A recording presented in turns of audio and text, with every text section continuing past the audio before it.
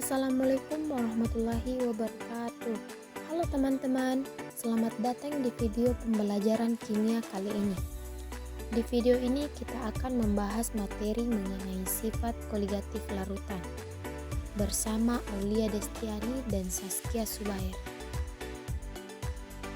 Pada materi sifat koligatif larutan ini, kita akan mempelajari konsentrasi larutan, klasifikasi sifat koligatif larutan, contoh soal, aplikasi sifat koligatif larutan dalam kehidupan sehari-hari, dan yang terakhir, kesimpulan dari materi yang akan kita pelajari.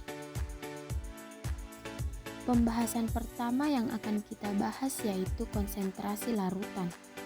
Konsentrasi larutan adalah jumlah zat yang terlarut dalam setiap satuan larutan atau pelarut. Secara sederhana, konsentrasi larutan dapat memberikan gambaran atau sebuah informasi tentang perbandingan jumlah zat terlarut dan jumlah pelarutnya.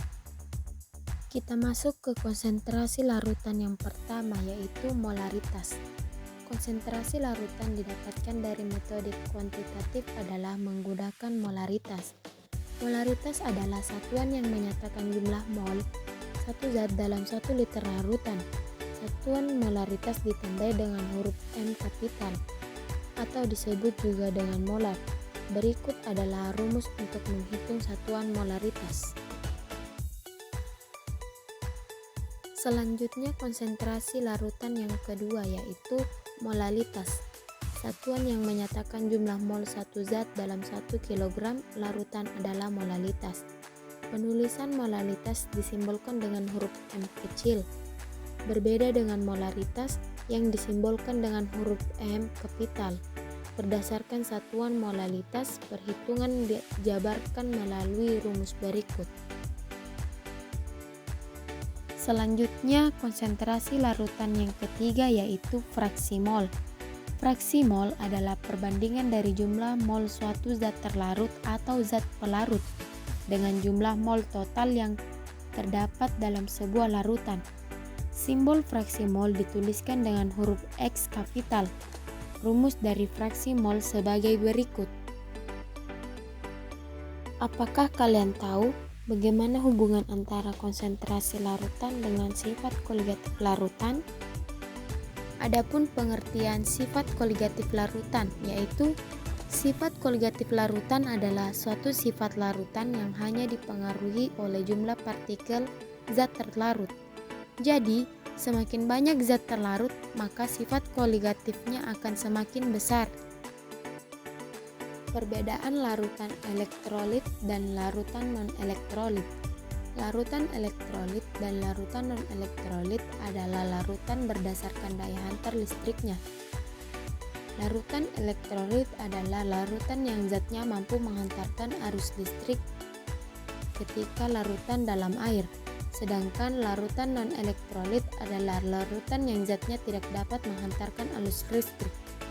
Contoh larutan non-elektrolit adalah gula dalam air, larutan sukrosa, larutan urea, dan etanol. Sedangkan contoh larutan elektrolit yaitu garam dan cuka. Selanjutnya kita masuk di klasifikasi sifat koligatif larutan. 1. Penurunan tekanan uap delta P. Tekanan uap adalah ukuran tendensi molekul-molekul cairan untuk melepaskan diri dari cairan di sekitarnya dan berubah menjadi uap. Umumnya, molekul cairan yang berubah menjadi uap adalah molekul yang berada di permukaan. Selisih antara tekanan uap pelarut murni dengan tekanan uap pelarut dalam larutan lah yang disebut sebagai penurunan tekanan uap jenuh larutan atau delta P. Adapun rumus penurunan tekanan uap untuk non-elektrolit dibagi menjadi dua. Berikut rumus penurunan tekanan uap non-elektrolit menyatakan bahwa besarnya tekanan uap larutan sebanding dengan fraksi mol pelarut dan tekanan uap dari pelarut murninya. Berikut rumus penurunan tekanan uap untuk non-elektrolit yang menyatakan bahwa besarnya penurunan tekanan uap larutan merupakan selisih dari tekanan uap pelarut murni dengan tekanan uap larutan. Selanjutnya, rumus penurunan tekanan uap jenuh untuk elektrolit atau menggunakan faktor Van Hoff hanya berlaku untuk fraksi mol zat terlarutnya saja atau zat terlarut yang mengalami ionisasi, sedangkan pelarut air tidak terionisasi. Oleh karena itu, rumus penurunan tekanan uap jenuh untuk zat elektrolit adalah sebagai berikut. Yang kedua, kenaikan titik didih atau delta Tb. Titik didih adalah suhu pada saat tekanan uap jenuh suatu cairan sama dengan tekanan udara di sekitarnya. Jadi, kenaikan titik didih adalah selisih antara titik didih larutan dengan titik didih pelarut. Dalam kimia, kenaikan titik didih ini dinyatakan dengan simbol delta Tb. Adapun rumus titik didih larutan sebagai berikut. Apakah titik didih air di dataran tinggi dengan titik air di dataran rendah itu sama? Di sini kami telah menampilkan ilustrasi di mana titik didih air di dataran tinggi itu di bawah 100 derajat Celcius, sedangkan titik didih air di dataran rendah umumnya 100 derajat Celcius.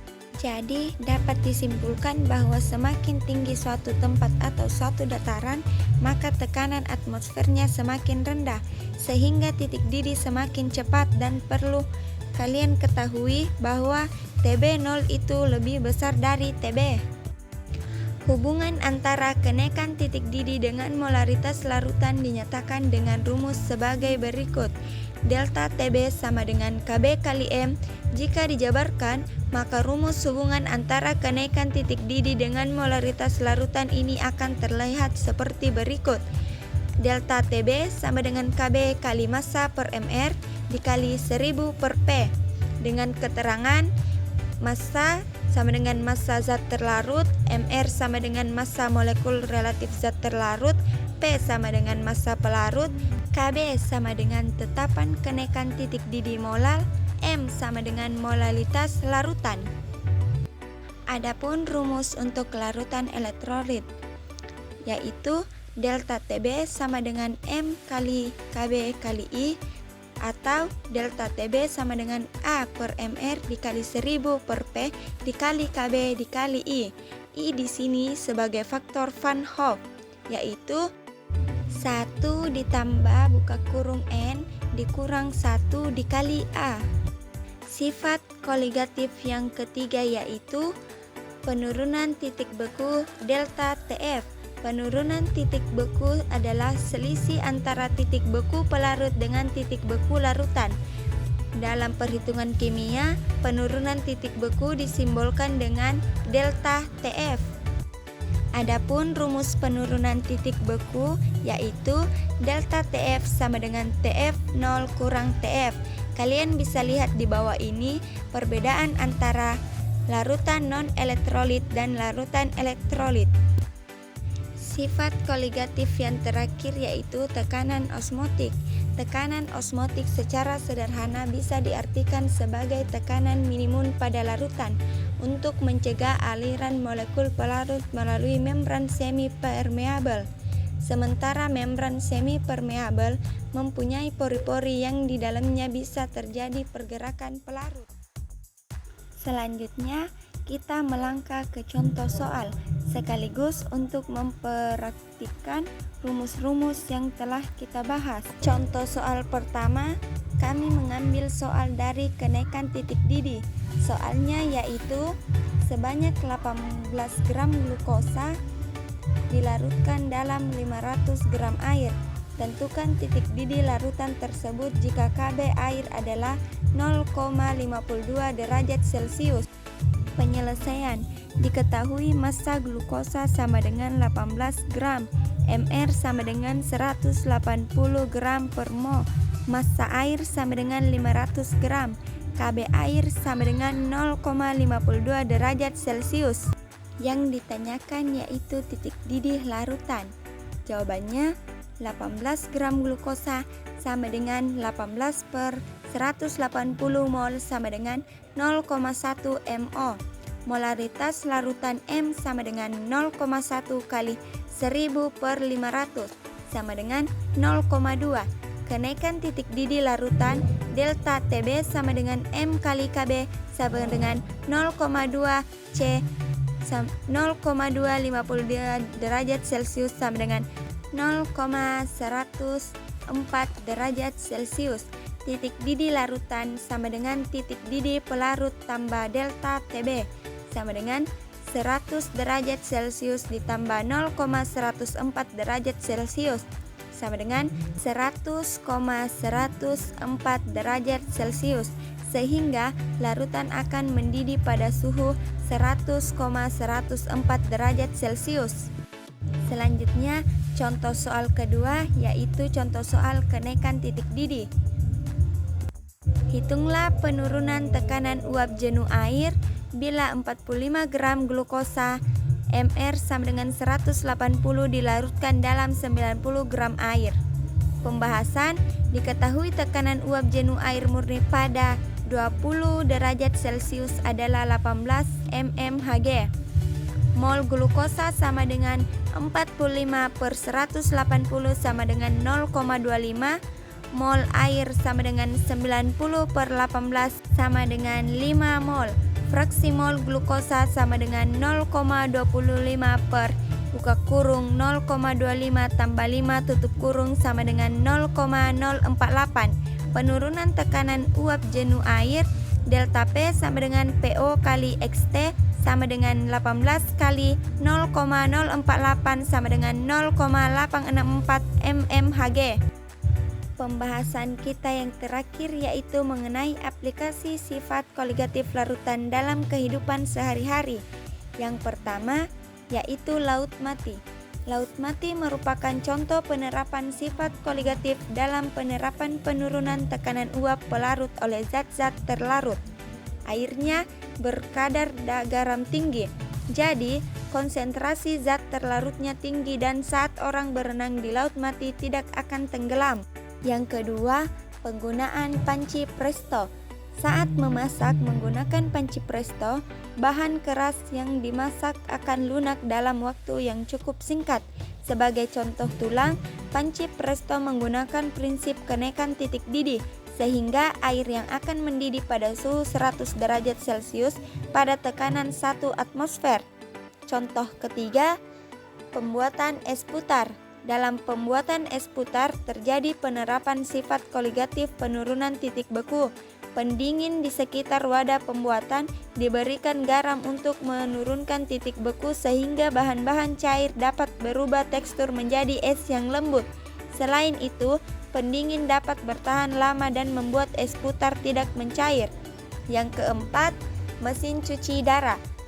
Mesin cuci darah digunakan oleh para penderita gagal ginjal. Metode dialisis ini adalah proses perpindahan molekul kecil seperti urea melalui membran semi-permeabel dan masuk ke cairan lain lalu dibuang. Peristiwa ini termasuk dalam penerapan sifat koligatif tekanan osmotik. Adapun kesimpulan pada pembelajaran kita kali ini yaitu sifat koligatif larutan adalah sifat larutan yang bergantung pada jenis zat terlarut, tetapi hanya bergantung pada konsentrasi partikel zat terlarutnya. Jadi, semakin banyak zat terlarut, maka sifat koligatif akan semakin besar. Sifat koligatif merupakan sifat yang hanya memandang kuantitas, bukan kualitas. Cukup sekian pembahasan kita kali ini. Sampai jumpa di pembelajaran selanjutnya ya teman-teman. Terima kasih.